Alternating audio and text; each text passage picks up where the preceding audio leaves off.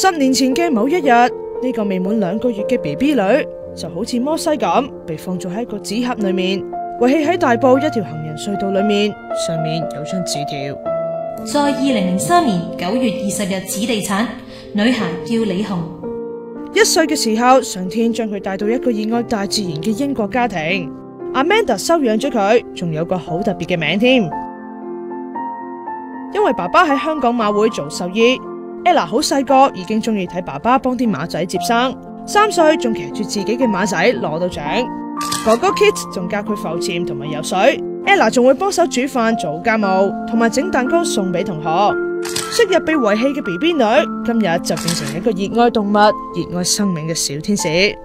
07年舉家搬返英國，到年幾前為咗俾哥哥學潛水，先搬到西班牙小島 Ibiza。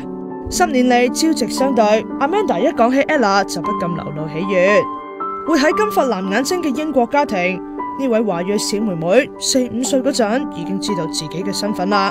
愛的根源對佢嚟講陌生又深奧，呢份上天借嚟嘅禮物填滿咗 Amanda 嘅生命，但佢相信小朋友被帶到呢個世界有權追尋真相。今日係 Amanda 55歲生日，佢決定公開幫 Ella 揾翻親生媽咪。不過 Amanda 強調絕對唔會同 Ella 分開，仲寫咗一封信俾佢生母。10年前你生咗個好靚嘅 BB 女，我相信你好愛佢，佢都想見你，再慢慢認識你。你可以私下聯絡報社，等我哋可以定期將 Ella 嘅相 send 俾你。Amanda。